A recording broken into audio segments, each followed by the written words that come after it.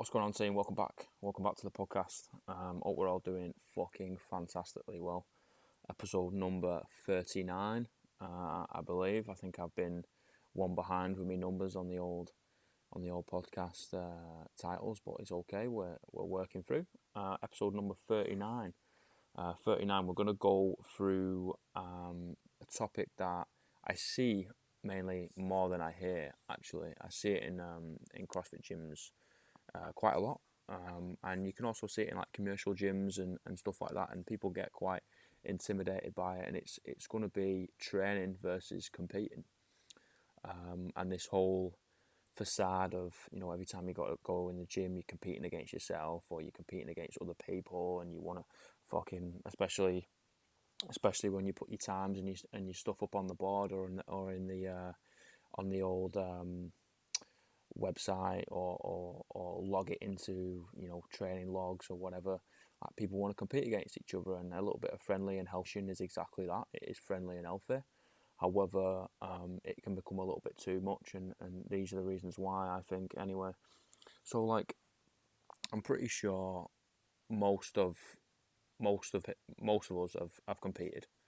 I've competed, whether it's in CrossFit, whether it's in school, whether it's at a very, very high level, or whether it is literally just a Sunday league, or whether it's literally like a bake-off. Like, we've all competed, right? We've all competed in a competition, obviously, or a series of competitions in a tournament, and we've tried our absolute best and thrown every single thing we have and every single thing we can conjure up from inside of us into this competition. And later on that day, next few days, you will be absolutely wiped out. You'll be so fucked up after that competition, just simply because you have exhausted every avenue and drained everything you had to put it into that. That's not sustainable. We can't compete every day. We'll end up absolutely wrecking ourselves, and we will end up causing a little bit of too much fatigue, and also a little bit of overtraining or under recovering, depending on how you look at it. And you might end up causing a little bit of rhabdo as well, rhabdomyolysis, basically muscle wastage. So competing should be left to very, very few times in the year. You're looking at, you can say last 10%, you can say last 5%, depends on the training age of the athlete. But we'll as a whole, we'll say the last 5 to 10% of your physical capabilities, you don't want to go anywhere near. And that's just left for competition. So every time you come into the gym, and it might be a sprint workout on, and that's absolutely fine. You want to push yourself, and you want to push yourself to that point where you are questioning your life decisions, and you're like, oh, should I really be doing this? This is hurting way too much. But you're not going to push yourself to the point where you're going to black out.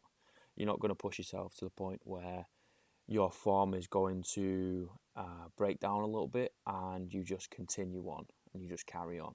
Like, when you're training, you train in an adaptive zone, meaning you want to train and you want to recover, you want to train, you want to recover, you want to train, you want to recover, and so on and so forth. So our natural trend is on the rise. So we are getting better, we are getting fitter, faster, stronger, more mobile, healthier psychologically, physiologically, emotionally, spiritually. Everything's going on the rise.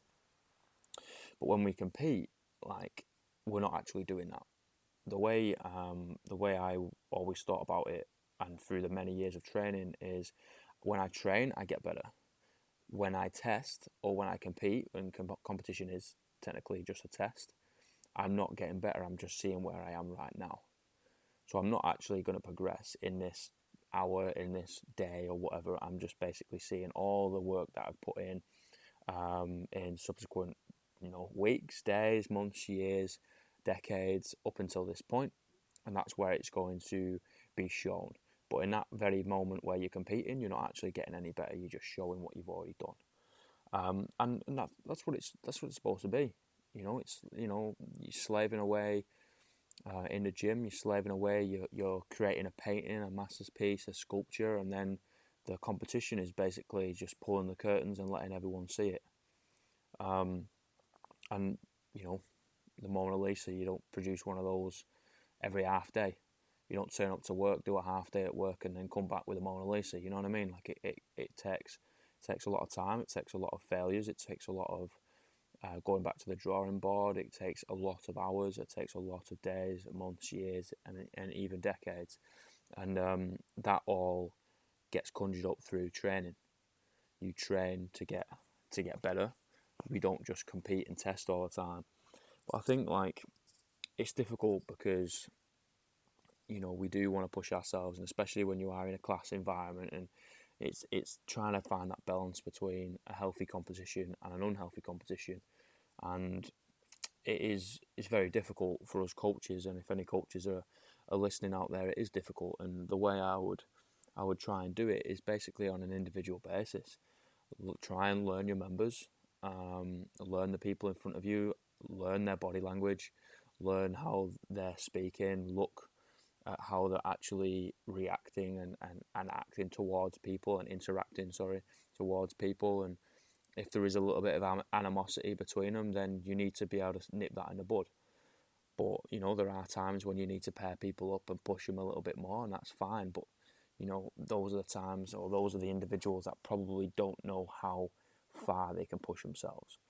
So yeah, it is good to push them a little bit further and to make them feel that little bit of burning in their lungs, and to make them really question whether they like coming to this class or not, or forget their name for a couple of minutes because they're pushing so hard. But it's also really important that you don't basically put petrol on a burning flame.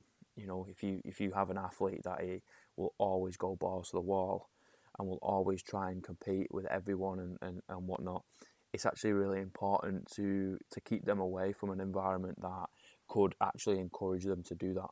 And most of the time, it is males.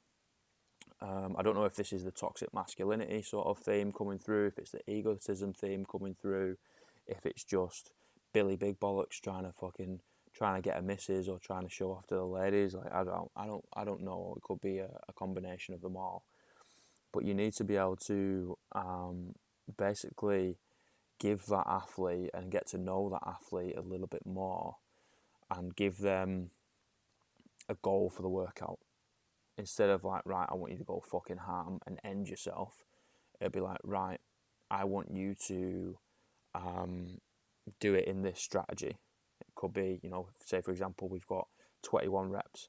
I want you to do 11 and 10 for the first set. I want you to do 3 sevens for the first set. So you're implementing rest for them to try and cap that intensity, so they're not going to push themselves towards that 95 to 100% of their capabilities. I'm pretty sure we've all seen it. Someone's started a workout 3, 2, 1, go, and they've fucking ended themselves in the first 3 minutes, and then they pass out. It's really, really funny, but at the end of the day, it can be quite detrimental if you keep doing that. There are times when you need to be able to do that, and it is incredible, and it's also very, very rewarding to be able to see someone can put themselves in that much of a hole. But it also is a slap in the face if they can't rein that back. So they need to learn themselves a little bit more, and you guys learning yourself a little bit more, and just think, okay, what is the aim of this workout? All right, well, it's a longer workout. It's 20, 30, 40 minutes in length. Okay, I can't do the 100-meter sprint continuously for 20, 30, 40 minutes. I will probably do 3 of them and pass out. So you've got to think, right, well, the intensity is going to have to be reduced. And you'll be like, all right, okay, well, that's a big number. How am I going to break it up? And just think about it a little bit more. And the other thing is lifestyle factors that come involved. You bring in external stressors, you bring in, any issues going on at home, you bring in any financial issues, and all these things actually add up to whether your body's in a physical state to train, to compete, and to push itself. So if you come in and a lady or a gent is having a real shit time in life, then it's probably not a good idea getting them all psyched up and telling them to go 100% in a workout, because body's not up for it. You know, so it's like, right, okay, Billy Bob or Jennifer or whatever they're fucking called, this is your aim for this workout, this is how I want you to do it, blah, blah, blah, blah, blah. And if someone's feeling really good, then it's giving them a little bit more of a range. You'd be like, right, okay, well, we said 80%, you know, but you're feeling and looking really good, and today is an on day for you, it's a go day. I'm going to let you go 85%. Okay, I'm going to let you jump it up a couple of percentages, see if it works. You know, you say, all right, I'm going to cap you at 95%, but they're feeling brilliant and it looks like 60%. Their lift looks like 60%. It was nothing. But like, right, put some fucking weight on the bar. Let's go. You're on a go day. You're obviously feeling good, and your body's going, yeah, let's do this. Let's go for a PR. There's also other times where it's like, you know, we're in a max out session, and your lifts look like shit. Your head's up your ass, and you're not doing too well. Right? You're not going to max out today. You're going to focus on techers. You're going to do reps. You're going to max out a different lift, an accessory lift. You're going to still get a stimulus of being heavy, but in a different lift, or it might be in an 8 rep max. It might be in a fucking 20 rep max. It might be something completely different. It might be, right, you're going to do some strict press instead of some snatching. It might be you're going to do some snatch grip push press instead of, you know, power snatch or whatever. You might, you know, you're not going to back squat today. You're going to do some. You're not going to deadlift today. You're going to do some rack pulls. Like, there is many different ways, and this would probably be my little advice to the coaches out there is it's hard because we get paid a set amount, and you have 60 minutes, and you have everyone in the class, and you want to sort of give them all the same amount of attention, which is right. But it doesn't necessarily mean that they need to be doing the same thing.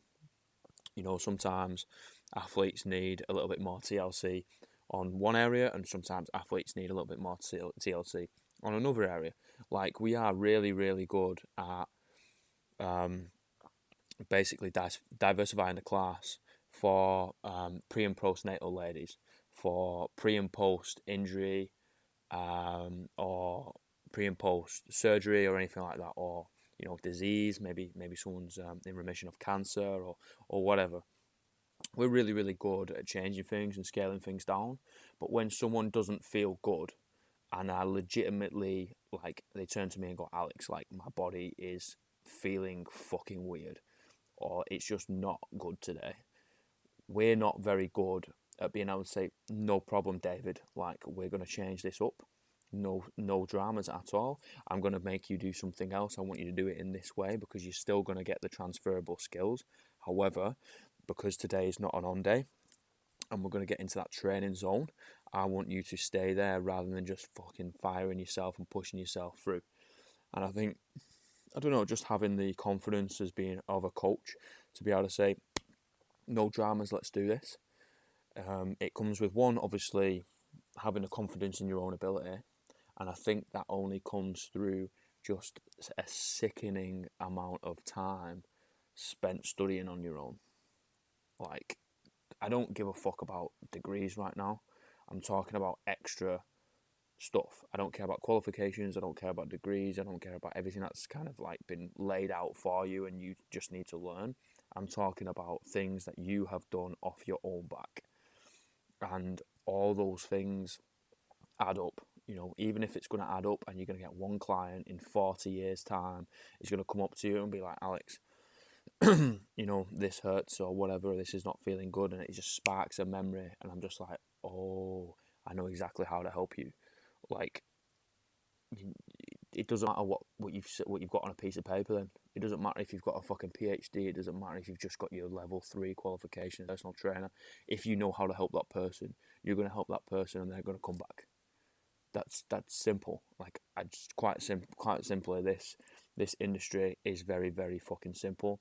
I've seen some absolutely incredible coaches have the minimal amount of qualifications to be able to coach, and I've also seen some fucking shit coaches that have got master's degrees, and it's ridiculous. It's all about, right, fuck all this ego, fuck all this I've got this and that. It's like, how am I going to help this person, and how I'm going to keep them healthy for the long run? How am I going to help them aid their performance? How am I going to help them rehab? How am I going to help them prehab? How am I going to help her? How am I going to help him? How am I going to increase their confidence? How am I going to be able to say this class or preach this class in many, many different ways? So visual learners are going to get it. Kinesthetic learners are going to get it. Verbal learners are going to get it. There's going to be little drawings on the board. There'll be everything's like, there's a place for everything, and everything has its place. Like, everything is linked together by an invisible piece of string, and it will flow.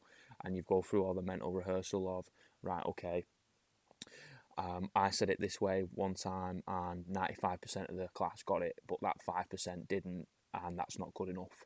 So I'm going to try it this way, I'm going to try it that way. That way doesn't come across very well because of my accent. They can't really understand it. No problem, let's change it. And it's all about fucking just working on it, perfecting that craft and that pursuit of excellence. And good enough is never a state we want to get to. And there's always a place where we can improve on, and I just want to say thank you to any coaches that I've been in the presence of, because I learn from you just as much as you learn from me, if not more. And we relay that back to the athletes, back to the members, back to the clients, back to people. At the end of the day, like, I don't necessarily like calling people clients. I just call them fucking people that ask for advice. Like, I just might know a little bit more about this topic than they do, and there's many, many different topics that they know a lot more about than I do, and it's just one human being helping another, and this is just my profession. So obviously there's an exchange of money in some circumstances, but it's just helping each other out and putting in that groundwork to be able to give back more to the client or to the person. Sorry, I just said I didn't like clients, but I then fucking said it anyway. That is a massive, massive tangent, but it just came to me. What can I say? You know me. Yeah, so just going back to training versus competing. Competition. Competition's the fun part. Competition is when we just say, you know what, I'm going to take the reins off me. I'm just going to go hell for leather, balls to the wall, go ham, and see what happens. And that's the fun part. That's when you absolutely end yourself. You get to that blacking out stage, and that's a quite fun place to be. Because you truly, truly, truly see, with the addition of adrenaline and the crowd, and hopefully your body's in peak performance, and your mind's right, and the day's right. Like, that is when you truly see what you as a physical human being can achieve, and it's incredible. Like, you'll never feel anything like it, in my opinion. Like, competing, playing sport, playing a rugby match, like, being out on the floor on a CrossFit comp, weightlifting, swimming, it really doesn't matter. Like, I cannot replicate that in any other way than actually doing it and playing sport and competing. Whether you win, lose, or draw, it really fucking doesn't matter. Like, that feeling you get of just, I'm going to absolutely empty the tank right now and just sell out and empty my wallet, is completely, you just can't replicate it. You just can't. It's awesome, but at the same time, it shouldn't be very many times in a year. There's going to be very few times in a year that you can actually go that hard, and that should be the case.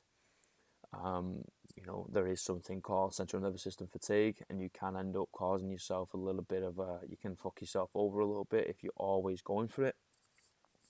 So it's trying to keep that ego at bay. It's trying to calm that down. It's trying to stay in that adaptive zone, and then just having a dabble into that 90% range, and then saving that last 5-10% for competing, for that competition.